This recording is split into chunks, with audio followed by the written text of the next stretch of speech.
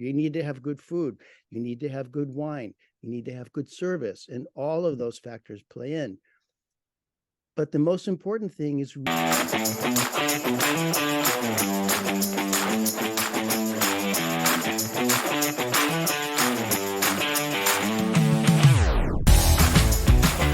fact that you grew up kind of behind the scenes back in the back of house makes me really, I'm curious because a lot of people, when they think of fine dining, they think of being intimidated, overwhelmed, possibly.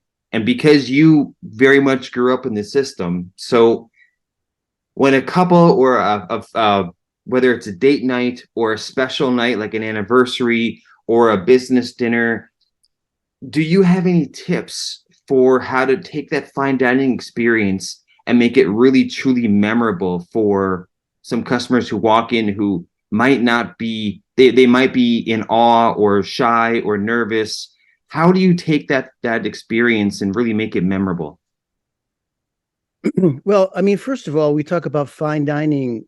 To me, there's sometimes you have the best experiences in a very simple, very unpretentious place, right?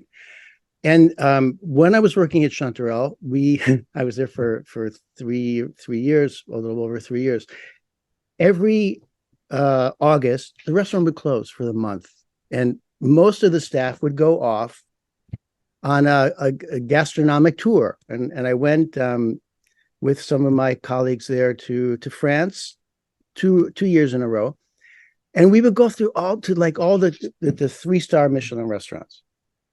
You have to, at that time, you had to write a letter in French asking for a reservation at a certain time. And you had to reserve ahead of time because you had 3-star Michelin restaurants, highly sought after.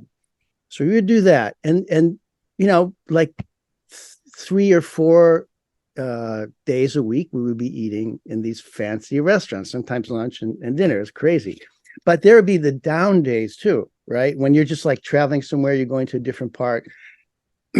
Some of these meals in the 3-star Michelin were amazing. Really, it was a whole new world for me. You would get the menu de degustation and all the service and the cheese and the wines and everything. It was great experience. On the off days, you would just find a place to eat. And sometimes we would go to like a little auberge. I remember one in Normandy. You walked into this place. It was, just a few doors down from where we were staying overnight, waiting for our next kind of big meal. We went to this little auberge, and they had the most banal dish, tweet almondine, right? Trout almondine. It was in Normandy, however, and so it had that, and there were women in the kitchen, not the men. Usually in the 3-star restaurants, it was all male at that point. And those, I realized that some of those down meal nights and simple places, they had no stars at all. You had amazing food, and I realized that many of those kind of toss away meals were on the same par as some of the best 3-star Michelin restaurants I had. So that was an important distinction for me to make. And when you're talking about how to really create, whether it's in a very simple environment or kind of more fancy, how to really make it special, I think it has a lot to do with genuinity. Just being what you are and trying to take care of your guests as best as you possibly can. And that can really make it very special. You need to have good food. You need to have good wine. You need to have good service. And all of those factors play in. But the most important thing is really trying to take care of your customer. And I think you can do the same thing at home. Your customers, whoever is coming to your home and you're going to offer them something, and you want to try to make it as special as you can, even if it's just, hamburgers or something, but that can be really great and memorable. You've explained your background. Now, how can we help you? Tell us, whether it's you personally, you through the studio, or both, what websites can we be looking for you at? What social media? How can we find you? What are our next steps? How do we find you and follow you?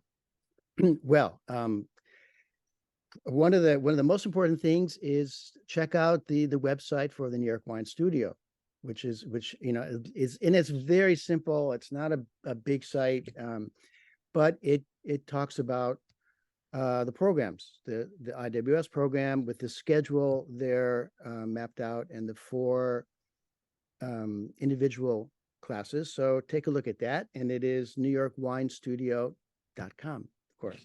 And there's also an email there, info@newyorkwinestudio.com. My own personal website is alantardi.com. So there's some stuff there.